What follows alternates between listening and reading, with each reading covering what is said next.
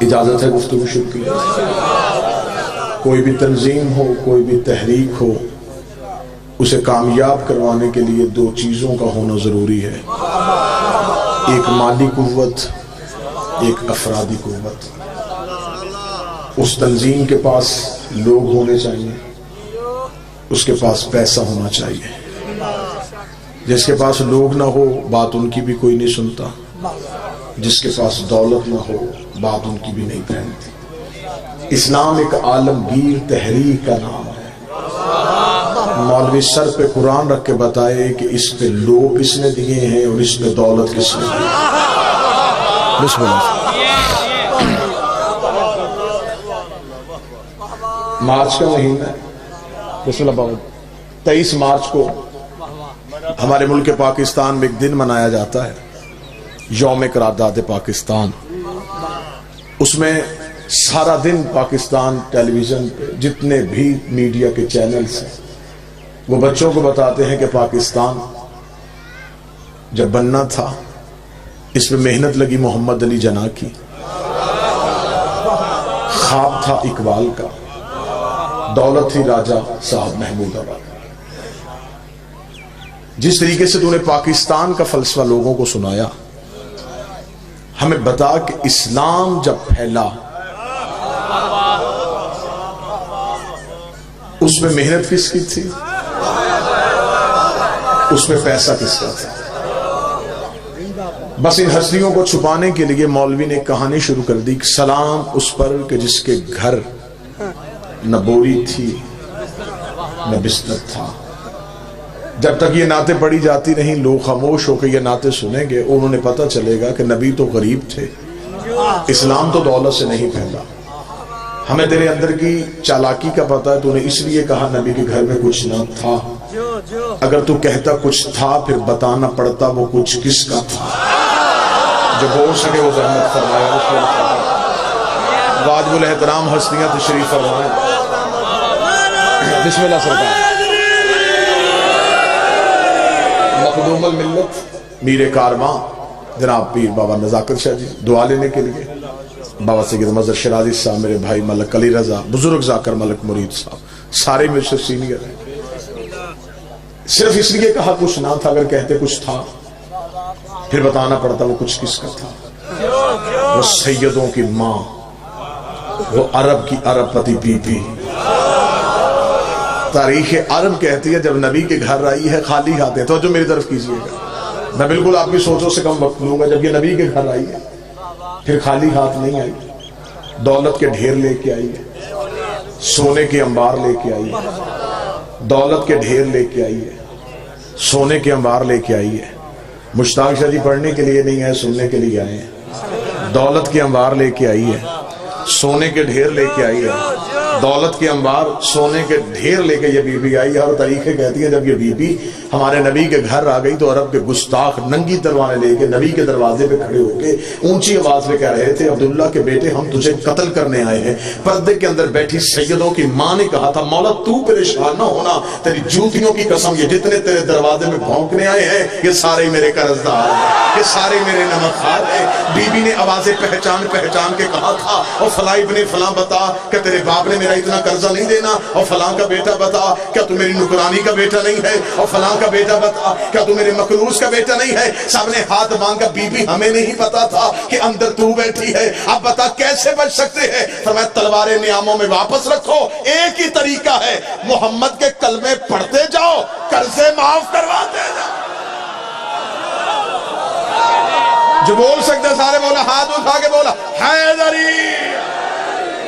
بسم اللہ سے بسم اللہ، میرے محمد کے کلمے پڑھتے جاؤ۔ بسم اللہ سرکار، بسم اللہ آپ سرکار، قرضے معاف کرواتے جاؤ، محمد کے کلمے پڑھتے جاؤ، قرضے معاف کرواتے جاؤ۔ بابا نزاکت شاہ جی کتنی ہماری اعلیٰ ظرفی ہے، ہم نے آج تک نہیں پوچھا کہ وہ بندے کون تھے جو قرضے معاف کروانے کے چکر میں مسلمان ہیں۔ یہ ہماری اعلیٰ ظرفی ہے، یہ ہماری اعلیٰ ظرفی ہے۔ ہم نے تم سے کبھی یہ سوال نہیں کیا کہ وہ بندے کون تھے جو قرضے معاف کر۔ ہر بندہ نبی کی محبت میں مسلمان نہیں ہوا، سارے مولا مل گئے حیدری. ہر بندہ نبی کی محبت میں مسلمان ہوتا تو شاعر مشرق نہ کہتا زبان سے کہہ بھی دیا لا الہ تو کیا حاصل، دل و نگاہ جو مسلمان نہیں تو کچھ بھی نہیں. یہ سیدوں کی ماں جس کی دولت کے صدقے میں تو جو میری پورے رکھیں گے اسلام امیر ہو گیا. عرب کی عرب پتی بی بی، بسم اللہ جی بسم اللہ سے، جس کے نوکروں کے شادی سننی ہے تو بابا درگام شاہ جی کا انتظار کریں گے. جی آپ جی بسم اللہ سرکار. میرے محمد کے کلمے پڑھتے جاؤ قرضے معاف کرو. یہ بی بی ہمارے نبی کے گھر آ گئی ہے. تاریخ عرب کہتی ہے یہ اتنی امیر تھی جس کے نوکروں کے خیموں کے رسے سونے کے ہوتے تھے،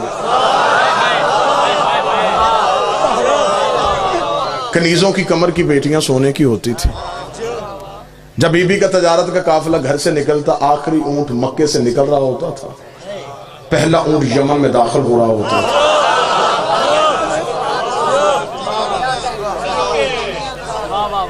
یہ ہمارے نبی کی وہ بیوی ہے جس نے اسلام سے لیا نہیں، اسلام کو دیا ہے. شادیاں 9 11 یا 13 مانو میں طالب علم ہونے کی حیثیت سے ممبر پہ ثابت کر سکتا ہوں نبی کی ہر بیوی کا بیت المال سے وظیفہ مقرر تھا سوائے سیدوں کی ماں کے. اور یہی وجہ ہے، بہت میری جسارت ہے کہ میں اتنے بہترین علماء کرام کے سامنے یہ لفظ کہہ رہا ہوں. جناب سیدہ نے جب دربار خلافت میں خطبہ دیا تھا تو خطبہ میں ایک لفظ بی بی نے کہا تھا. جب میں نے بی بی کا مقدمہ پڑھا تو مجھے اس لفظ پہ اپنی جان سے زیادہ پیار آیا. شہزادی نے دربار میں کھڑے ہو کے کہا چل چھوڑ تو وراثت، چل چھوڑ تو میرے بابے کا حق، میں بطول تجھے کہہ رہی ہوں میری ماں کا قرضہ مجھے واپس کر. جو بندہ بول سکتا وہ بولے، جو حق سیدات سننے کے لیے. آج تک اسلام، بسم اللہ سر، میری ماں کا قرض مجھے واپس کر. فتح کی صورت میں آج تک مسلمان مقروض ہے سیدوں کا. خمس دینا تمہارا سید پہ احسان نہیں. آج تک جو بھی زمین دانا دے رہی ہے یہ سیدوں کا صدقہ ہے. سادات کا قرض ہے جو ہم کھا رہے ہیں. یہ بی بی نبی کے گھر آ گئی. اس شہزادی کی کہانی یہ ہے، تاریخ یہ کہتی ہے کہ جب بی بی کا تجارت کا قافلہ گھر سے نکلتا نا جی، کیونکہ بہت وسیع تجارت تھی، اور جناب خدیجہ کے والد خویلد یہ بھی عرب کے عمراء میں سے تھے، بہت امیر تھے. عربوں میں شعر و شاعری ہوتی تھی، یہ لڑائی بھی اشعار کی صورت میں کرتے تھے. علی رضا بھائی جب یہ بی بی ہمارے نبی کے گھر آ گئی ہے تو قریش کی عورتیں بی بی کے گھر آئیں اور انہوں نے آ کے عربی میں ایک شعر پڑھا اور شعر میں تانا دیا بی بی کو. انہوں نے کہا خدیجہ باپ تیرا خویلد اتنا امیر تھا کہ اس کے سر کا شملہ عرش کو چھوتا تھا اور تو یتیم عبداللہ کے گھر کنیز بن کے آ گئی ہے. بی بی کو تانا دیا کہ باپ تیرا اتنا امیر تھا کہ اس کے سر کا شملہ عرش کو چھوتا تھا اور تو یتیم عبداللہ کے گھر کنیز بن کے آئی ہے. بی بی نے باپ کا رتبہ بھی کم نہیں ہونے دیا اور شوہر کی عزت بھی بتا دی. بی بی نے کہا باپ میرا اتنا امیر تھا کہ اس کے سر کا شملہ عرش کو چھوتا تھا، جس کی نکرانی بن کے آئی ہوں اس کے جوتے عرش کو چھوتے، اس کی نعلین عرش کو چھوتے. یہ بی بی ہمارے نبی. جب بی بی کا تجارت کا قافلہ گھر سے نکلتا تو عرب کے چور، اچکے، لٹیرے، ڈاکو، ڈکیت رستے میں کھڑے ہو کے بی بی کے تجارت کے سامان میں سے مال چوری کر لیتے. یہ عربوں کی تہذیب تھی، عرب کا کلچر تھا. رات کے چور دن کے چودھری ہوتے تھے.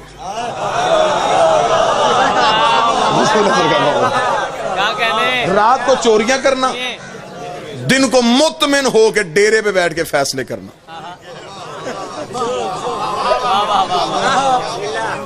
بی بی کا تجارت کا قافلہ آتا، یہ سامان چوری کر لیتے. ایک قافلہ لٹا، دوسرا قافلہ لٹا، تیسرا قافلہ لٹا. بار بار نوکر آ کے کہتے رہے کہ بی بی مکے کی گلیوں سے سامان چوری ہوتا ہے. चौथे दिन बाबा मुश्ताक जी शरीयत की मलका ने हया का बुरका सर पे लिया।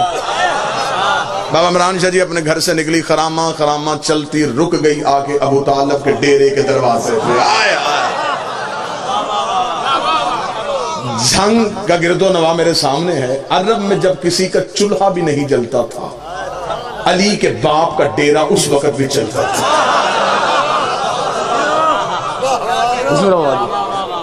अरब के फैसले सैयदों के डेरे पे होते थे। डेरेदार ये खानदान था। मेहमान इनके दरवाजे से भूखा नहीं जाता था। हाजियों को ये खाना खिलाते थे। हज के दिनों में सबसे बड़ी सबील इन्हीं के घर में लगती थी। सारा अरब जानता था कि आधी रात को भी इनके दरवाजे पे दस्तक दो, खाना भी मिल सकता है, बिस्तर भी मिल सकता है। ये मेरे नबी के खानदान की तहजीब थी। बीबी आ गई हजरत अबू तालिब के डेरे के दरवाजे पे। सामने मसनद पे बैठा था अली का शरीफ तरीन बाप। बीबी ने आके दोनों हाथ माथे पे रखे, रख के कहा, अबू तालिब मैं हूं खवैलत की बेटी। बाप भी मेरा रईस था, मैं भी रईस हूं। बाप भी ताजर था, मैं भी ताजर हूं। बाप भी तजारत करता था, मैं भी तजारत करती हूँ। मक्के की गलियों से तजारत के काफिले यमन शाम मिस्र के लिए जाते हैं। मक्के की गलियों से मेरा सामान चोरी होता है। मैं आपसे पनाह लेने के लिए आई हूं। इतना जुमला कहना था, ये हजरत अबू तालिब ने एक लम्हा सोचे बगैर कहा, खदीजा मुतमिन होकर घर चली जा। आज के बाद तेरा सामान कोई नहीं लूटेगा, आज के बाद तेरे काफिले को कोई नहीं देखेगा। मैंने लम्हा देर नहीं की, मैं फौरन आपको नतीजे पे लेके आना चाहता हूँ। आज के बाद तेरे काफिले को कोई नहीं देखेगा। बीबी खदीजा मुतमिन होकर पीछे हटने लगी। बीबी खदीजा का नौकर आगे बढ़ा, उसका बीबी इसने कह दिया है जा तू भी रही है, इससे पूछ तो सही, तरीका तो पूछ। ये करेगा क्या? मुहाफिज भेजेगा, रास्ता तब्दील करवाएगा, रास्ते में बंदे खड़े करेगा, ये करेगा क्या? बीबी खदीजा ने नौकर के मुंह पे हाथ रखा, शर्म कर, बड़े बड़े घरों में छोटी छोटी बातें नहीं किया करते, बड़े बड़े घरों में छोटे छोटे सवाल नहीं किया करते। उसका बीबी तू इतनी मुतमिन होके क्यों जा रही है? बीबी ने कहा तुझे नहीं पता, ये जो कह देते हैं वो हो जाता। इस घर के बच्चे भी झूठ नहीं बोलते, इस घर के बच्चे भी झूठ नहीं बोलते। और उस घर का बड़ा कह रहा कोई नहीं लूटेगा, तो फिर कोई भी नहीं लूटेगा। मैं जिस अदाद से दुआ लेने के लिए अगला जुमला कहूं, बीबी खदीजा मुतमिन होकर घर चली गई। हजरत अबू तालिब ने अपने नौकरों को कहा, इन सारे चौधरियों को आज शाम मेरे डेरे पे बुला। सारे इकट्ठे होकर हजरत अबू तालिब के डेरे पे आ गए। सरदार अरब, रईस मक्का, अली और मोहम्मद के मुश्तरका बाप उठ के खड़े हुए। एक खुतबा दिया जिसे खुतबातुल कुरैश कहा जाता है, कुरैश वालों को दिया हुआ खुतबा। हजरत अबू तालिब ने सबको अपने डेरे पे बुलाया। डेरेदार बंदे का असूल होता है, ये चोर को भी डेरे पे बुला के सीधा चोर नहीं कहता, निशानियां ऐसी बताता है, वो खुद शर्मिंदा हो के कह देता जी गलती मुझी से हुई है। जिसने जमाने को तहजीब सिखाई थी, उस हजरत अबू तालिब ने अपने डेरे पे सबको बुलाया। बुला के हजरत अबू तालिब ने कहा, देखो कुरैश वालों, आज खवैलत की बेटी खदीजा मेरे घर आई थी। उसने शिकायत की है कि मक्के की गलियों से उसका सामान चोरी होता है, और मक्के वाले तुम हो।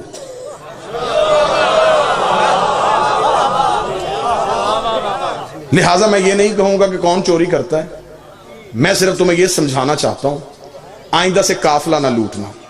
बाबा जी, ये मैं हाथ बांध के कहने लगा हूं, जितने भी जाकरीन वाइजीन मिंबर पे बैठे, आखिरी बंदे तक, ये जुमला मेरा नहीं, जुमला है हजरत इमरान का। जिसका बेटा बोले तो नहजुल बलागा बने, वो बाप कितना फसीहो बलई होगा। हजरत अबू तालिब का जुमला मेरी पूरी जिंदगी की खताबत पलड़े पे रखी जाए, ये जुमला फिर भी वजनी है। हजरत अबू तालिब का मैं तुम्हें घर बुला के सिर्फ इतना समझाना चाहता हूं, औरत के काफिले लूटना कोई मर्दानगी नहीं है। हाय हाय हाय, औरत के काफिले लूटना कोई मर्दानगी नहीं, ये कोई तरीका है? वो पर्दादार मस्तूर है, तुम उसका सामान चोरी करो।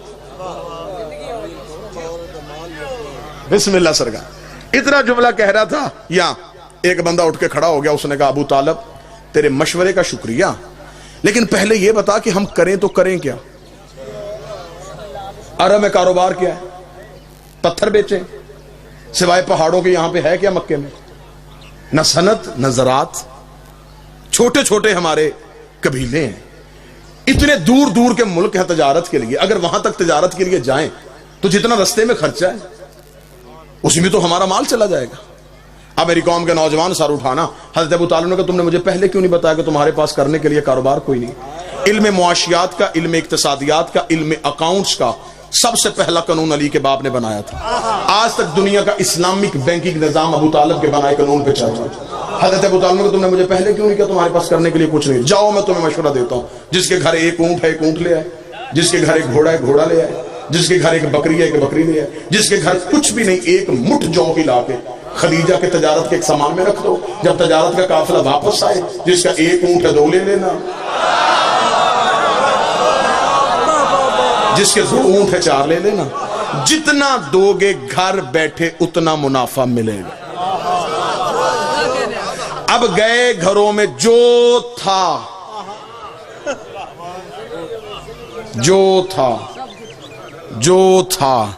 بابا جی اب مجھے معاف کر دیجئے گا، اب میں یہاں پہ جملہ چھپا نہیں سکتا، اب طریق نے یہاں پہ ڈنڈی ماری ہے، مورخ نے اسلامیات اور دینیات میں لکھا ہے فلاں بندہ اپنے گھر میں گیا، اس نے دیواروں پہ ہاتھ مارے، سوئی بھی نہ چھوڑی، سب کچھ اللہ کی راہ میں دے دیا، اس نے اتنے اونٹ اللہ کی راہ میں دے دیے، اس نے اتنے کنویں اللہ کی راہ میں دے دیے، قرآن منبر پہ لے کے آؤ، میں قرآن سر پہ رکھ کے طریق کا ضامن ہو کے اعلان کرنے کے لیے تیار ہوں، کسی نے بھی اللہ کی راہ میں نہیں دیا تھا، جس نے بھی دیا ڈبل کروانے کے چکر میں دیا،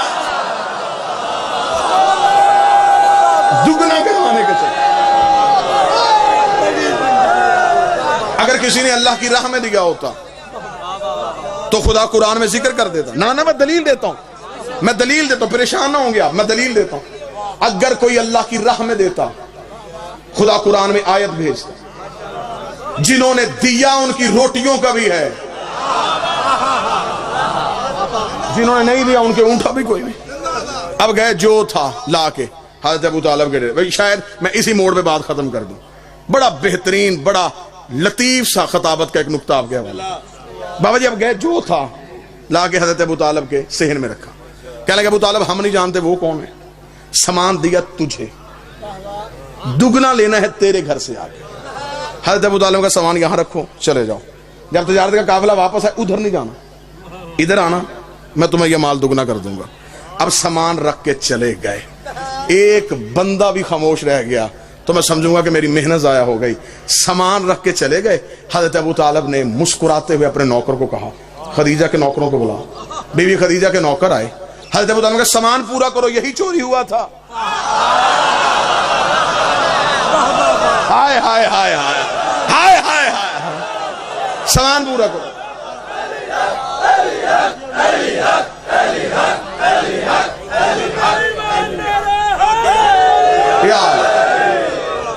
سامان پورا کرو۔ بابا مشتاق شاہ جی تاریخ اسلام کی یہ پہلی ریکوری ہے جو پوری ہوئی ہے۔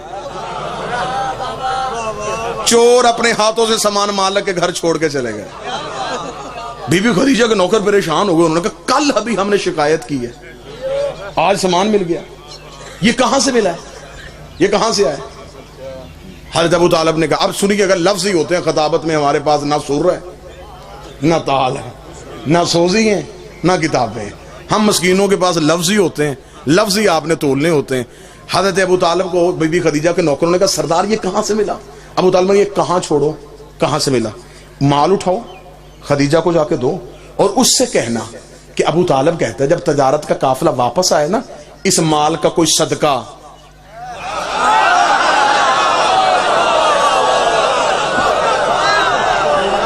اس کا کوئی صدقہ انہیں دے دیں۔ ابھی اسلام نہیں آیا،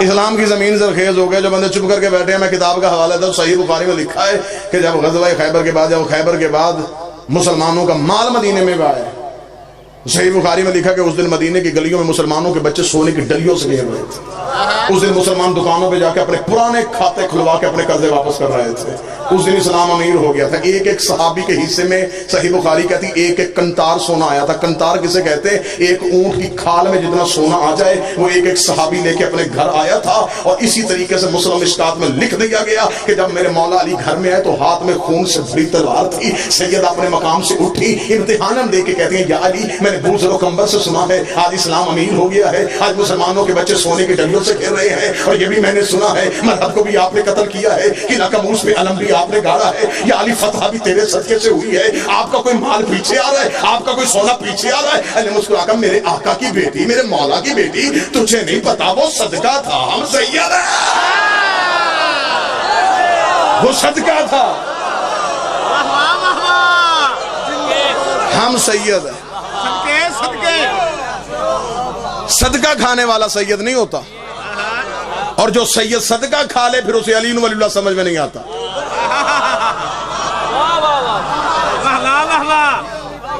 صدقہ سید کھا نہیں سکتا، اگر اندر چلا جائے پھر وہ پوچھتا رہتا ہے کہ جناب علی ولی اللہ کہاں لکھا ہے۔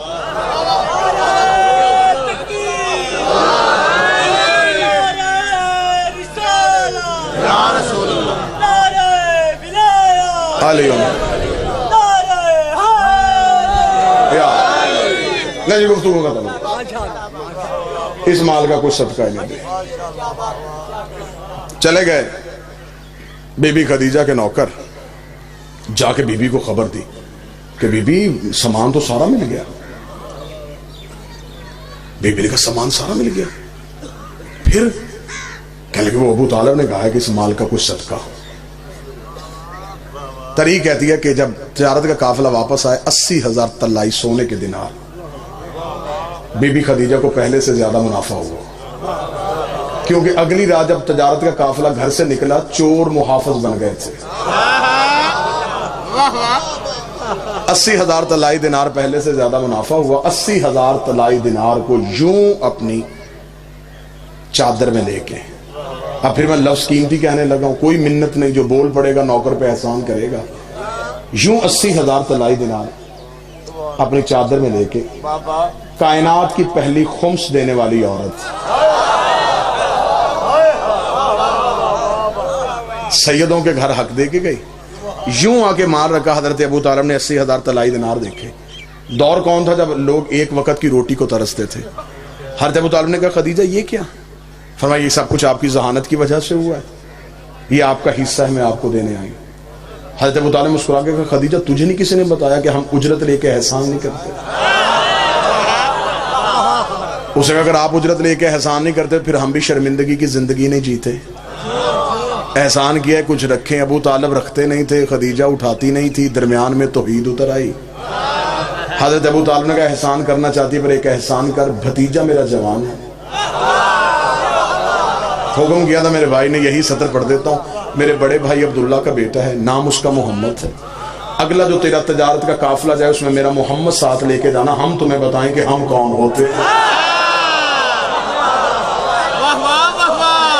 اگلی صبح شریف ترین چچا اپنے شریف ترین بھتیجے کو نوکری دلوانے کے لیے خدیجہ کے محل کے دروازے پہ پہنچا۔ ملکہ شرافت اپنے بستر طہارت سے تڑپ کے اٹھی، حریر و رندید کے پردوں کو پیچھے ہٹا کے دیکھا، بچپن میں جسے خواب میں دیکھا کرتی تھی، مجسم محمد کی صورت میں دروازے پہ کھڑا تھا۔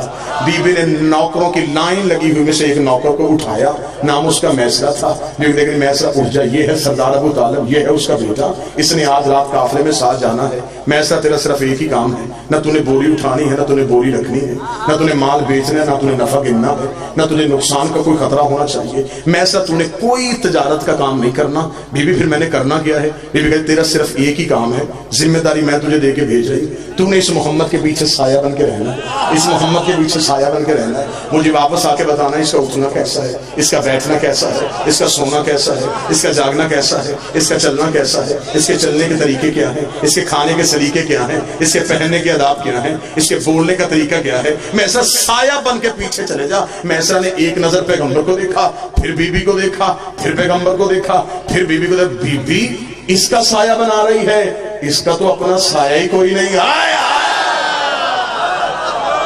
اس کا سایہ بنا رہی ہے، اس کا تو اپنا سایہ ہی کوئی نہیں ہے. ذاکرین کی مجلس ہے، ہر ایک ذاکر یہاں بانی کی حیثیت سے ہے. یہیں پہ ختم کر دیتا ہوں. چلا گیا میسرہ، بے چینی سے بی بی خدیجہ انتظار کرتے رہی. میسرہ واپس آیا، میسرہ نے محل کا دروازہ کھولا. بی بی دیکھا دی میسرہ خبردار یہ نہیں بتانا کس شہر میں زیادہ تجارت ہوئی، کس میں کم ہوئی، کتنا نفع ہوا، کتنا نقصان ہوا. میسرہ تجارت کی نہیں، مجھے میری عبادت کی باتیں بتا. میسرہ دیکھا تھا بی بی میں تجھے کیا کیا باتیں بتاؤں. یہ محمد عربی جنگل میں جاتا تھا، درندے اس کے پاس اپنی فریادیں لے کے آتے تھے، درخت اسے جھک جھک کے سلام کرتے تھے، پرندے اپنے پروں کا اس کے سر پہ سایہ کرتے تھے، ذرہ اس میں اٹھ اٹھ کے درود پڑھتے تھے. بی بی جہاں بھوک لگتی جنت سے کھانا آ جاتا تھا، جہاں پیاس لگتی ٹھوکر مارتا چشمے ابھر آتے تھے. بی بی جبریل اس کے پیچھے چلتا تھا، میکائیل اس کے قدموں کی دھول کو صاف کرتا تھا، آسمان کی بدلی اس کے سر پہ سایہ کرتی تھی. بی بی دیکھتی میں سب چپ ہو جا، اتنا بتا عیب تو نہیں دیکھا. دیکھ تیری عزت کی قسم، یا وہ بے عیب ہے یا پھر یہ بے عیب، نہ اس میں کوئی ہے نہ اس میں کوئی ہے. خوش ہو گئی سیدوں کی ماں، خوش ہو کے بی بی نے کہا میسرہ 100 اونٹ سونا، 80 اونٹ چاندی، یمن کی ساری جائیداد تیری. کہاں چلا گیا جھنگا مجمع. 100 اونٹ سونا، 80 اونٹ چاندی، 100 اونٹ سونا، 80 اونٹ چاندی، یمن کی ساری 100 اونٹ سونا. غریب ہے یہ. 80 اونٹ چاندی، یمن کی ساری جائیداد تیری. جتنا چپ مجمع ہوا اتنا ہی میسرہ ہو گیا. اس نے کہا 100 اونٹ سونا، 80 اونٹ چاندی، یمن کی ساری جائیداد. بی بی کیوں؟ فرمایا تو تجارت کر کے آیا ہے تو میں بھی تجارت کر رہی ہوں. ابھی مجھ سے تجارت کر رہی ہے. ہاں تجارت ہے. 100 اونٹ سونا تو رکھ لے، 80 اونٹ چاندی تو لے لے، یمن کی ساری جائیداد تیرے نام کر دیتی ہوں. کام صرف اتنا کر، میری شادی کا پیغام لے کے ابو طالب کے گھر چلے جا. ہائے ہائے ہائے ہائے، میری شادی کا پیغام لے کے ابو طالب کے گھر چلے جا. میسرہ دیکھ کے بی بی 100 اونٹ سونا، 80 اونٹ چاندی، یمن کی ساری جائیداد. نہ بی بی تیرا کام مشکل ہے، تیری اجرت تھوڑی ہے. تیرا کام مشکل ہے، تیری اجرت تھوڑی ہے. بی بی کہتی آخر تو نے نوکر ہو کے اپنی اوقات دکھا دی، منہ سے بول تجھے کیا چاہیے، میں محمد کی جوتی سے وار کے تجھے دے دیتی ہوں. میں ایسا دیکھتا اپنا سونا تو رکھ، تیری چاندی تجھے نصیب ہو، تیری جائیداد تجھے مبارک ہو. پیغام لے کے چلا میں جاتا ہوں. اگر محمد تیرے مقدر کا مالک بن گیا پھر مجھے اتنا یقین ہے جنت تیری اولاد کی محبت کا نام. مجھے کیا ضرورت ہے میں سونا لوں، مجھے کیا ضرورت ہے میں چاندی لوں. وعدہ کر بی بی جنت کا. بس بس بس ختم کیجیے گا.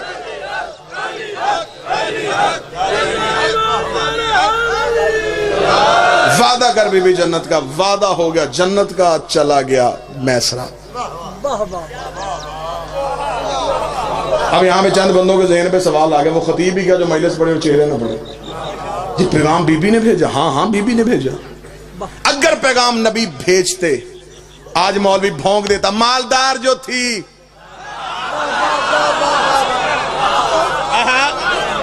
اسلام کو پیسے کی ضرورت تھی، عرب کی شہزادی کو شادی کا پیغام بھیج دیا. یا قبلہ شرائع صاحب مولوی دوسرا راہ نکال دیتا. مالدار عورت کو شادی کا پیغام بھیجنا نبی کی سنت ہے. خدا نے کہا نہ خدیجہ، نہ خدیجہ، میں اپنے نبی کے کردار پہ تہمت برداشت نہیں کرتا. تو پیغام بھیج، تو پیغام بھیج. جسے خطابت کے جملوں سے محبت ہے وہ لفظ کی قدر کرے گا. پیغام تو بھیج دے، پیغام تو بھیج، پیغام تو بھیج. تو جو میری طرف کیجیے گا، پیغام تو بھیج دے. بی بی خدیجہ نے کہا میرے لب میں عورت ہوں، میری انا ہے، میرا مزاج ہے، میرا بھرم ہے، میں عورت ہو کے پیغام بھیجوں. تاریخ کیا لکھے گی، مورخ کیا کہے گا. فرمایا تاریخ جو لکھتی لکھنے دے، مورخ جو بھونکتا بھونکنے دے. پیغام تو بھیج. تو جو میری طرف کرنا، خدا کا واسطہ تو جو میرے پیغام تو بھیج، پیغام تو بھیج. میرے اللہ میں پیغام کیسے بھیجوں؟ فرمایا تو پیغام بھیج، میں اللہ وعدہ کرتا ہوں تو پیغام بھیج، میں احسان کا بدلہ دوں گا. میرے مالک احسان کا بدلہ کیا دے گا؟ فرمایا شادی کا پیغام تو بھیج، وعدہ میں اللہ کرتا ہوں میں محمد کی شریعت میں نہ دوں گا. نکاح پڑھنے سے پہلے مولوی لڑکی کی مرضی پوچھے گا، پھر لڑکے کی رضا. میں سارے کے ساری نکاح کا اختیار ہی عورت کو دے دوں گا. بس میسرہ نے شادی کا پیغام دیا. شادی کا دن مقرر پایا. 10 ربیع الاول شادی کا دن طے پایا. نبی کی شادی کا دعوت نامہ وہاں سے چھپا جہاں سے قرآن چھپا تھا. حضرت ابو طالب نے نبی کی شادی کا دعوت نامہ تقسیم کرنے کے لیے اپنے پرانے کمی کو بلایا. جبریل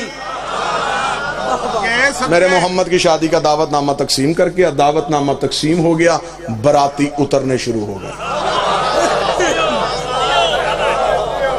آپ شادیوں میں جاتے ہیں, جس گھر میں شادی ہو, شادی سے 1 ہفتہ 10 دن پہلے قریبی عزیز آ جاتے ہیں. پھر وہ جو گھر کا بزرگ ہوتا ہے اسے کہتے ہیں جی ہم پہلے اس لیے آ گئے, آپ کے گھر میں شادی ہے, ہمارے لائق کوئی حکم, کوئی خدمت, کوئی ذمہ داری, کوئی کام.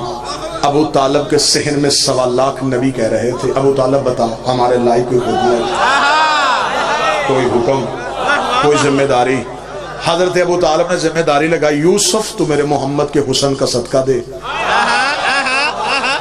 ابراہیم تو میرے نبی کے سر پہ تاج خلت رکھ, داؤد زبوری لہجے میں محمد کا سہرا پڑھ. مکے کا کچا رستہ تھا, براتی عرش والے تھے, پانی کے چھڑکنے کا بندوبست اسے دیا جس کے قدموں سے اللہ نے زمزم کو نکالا تھا. بس سرکار بالکل آخری جملہ آ گیا, بابا جی تشریف لے آئے, اتنے ذاکرین سے اتنا وقت لے لیا, ان سب سے میں معذرت خواہ ہوں. برات نبی کی گھر سے نکلی, جب دلہا اپنے گھر سے نکلا, یاسین کا سہرا, مزمل کی مہندی, طٰہٰ کی لڑیاں, یمشون رز کی لڑین, انما یرید اللہ کی چادر, انما ولیکم اللہ کی انگوٹھی, قل اعوذ برب الفلق کی دھوئی.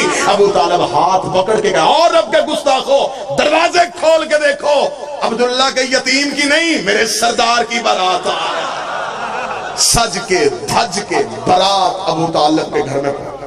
ابو طالب کے گھر سے نکل کے بارات جب بی بی خدیجہ کے آنگن کے دروازے پہ پہنچی, براتیوں کا روب تھم گیا. بارات میں کہیں ابراہیم, اسماعیل, یوسف, یعقوب, یحییٰ, زکریا, عیسیٰ, موسیٰ.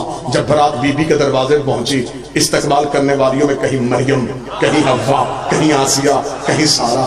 برات کو بٹھا دیا گیا. اب آ گیا نبی کا وقت نکاح. اب پھنس گیا مولوی, اب پھنس گیا مولوی. اب ہمیں صرف اتنا بتا, نکاح کس نے پڑھا؟ کملی والے کا نکاح کس نے پڑھا؟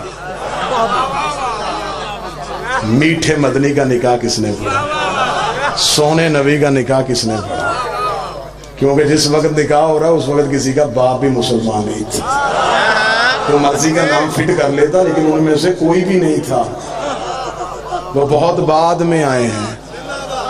3 کتابوں کے حوالے, 1 2 3 4 5 6 ویڈیو کیمرے کی موجودگی میں 3 کتابوں کے حوالے. تاریخ طبری 1, سیرت ہشام 2, سیرت حلبیہ 3. تینوں کتابیں اہل سنت بھائیوں کی, تینوں کتابیں برادران اہل سنت کی. تینوں کتابوں میں لکھا ہے کہ حضرت ابو طالب نبی اور بی بی خدیجہ کے درمیان بیٹھ کے حضرت ابو طالب نے کہا, الحمدللہ الذی جعلنا من ذریۃ ابراہیم و نسل اسماعیل و احکام للناس و ابن الصفا و ابن مروہ و ختم النبیین من راسہ ھذا اخی محمد ابن عبداللہ ھذا شرفا و نبلا و فضلا کثیرا. حضرت ابو طالب نے دونوں کے درمیان بیٹھ کر تعریف اس اللہ کی جس نے ہمیں ابراہیم کی اولاد میں رکھا, جس نے ہمیں ابراہیم کی اولاد میں رکھا, جس نے ہمیں ابراہیم کی اولاد میں رکھا, جس نے ہمیں اسماعیل کی نسل میں رکھا, و احکام للناس, ہمیں انسانوں کا حاکم بنا کے بھیجا. اللہ نے ہمارے سروں کے تاج نبوت کو سجایا ہوا ہے. کعبے کی چابی ہمارے گھر پڑی ہے, حاجیوں کا کھانا ہم کھلاتے ہیں, اور یہ میرے بڑے بھائی عبداللہ کا بیٹا محمد ہے. حاضر شرفا و نبلا و فضل کثیرا. پورے عرب میں اس سے بڑا شریف کوئی نہیں ہے, پورے عرب میں اس کی فضیلت کا ثانی کوئی نہیں ہے. میں اسے ساتھ لے کے تمہارے قبیلے کی باعزت محترمہ مکرمہ بی بی خدیجہ سے اس کا نکاح کروانے کے لیے آیا ہوں. یہ جملہ کہنے کے بعد حضرت ابو طالب اپنے مقام سے اٹھ کے کھڑے ہوئے. بی بی خدیجہ کے پورے خاندان کی آنکھوں میں آنکھیں ڈال کے حضرت ابو طالب نے کہا, اے خاندان خویلد, حق مہر تم بتاؤ, رقم میں ادا کر دیتا ہوں. حق مہر تم بتاؤ, رقم میں ادا کرتا ہوں. آؤ حضرت ابو طالب سے پوچھیں, مولا کس خاندان سے کہہ رہا ہے جن کے رستے میں ایرانی کلیر بچتے ہیں, جن کے نوکروں کے خیموں کے رستے سونے کے ہوتے ہیں. مولا زمینیں مانگ لی کہاں سے دے گا, آسمان مانگ لیا کہاں سے دے گا. ابو طالب کا گستاخ نہ بن, اللہ نے کائنات میں وہ چیز پیدا ہی نہیں کی جس میں میرے علی کی حکومت ہے.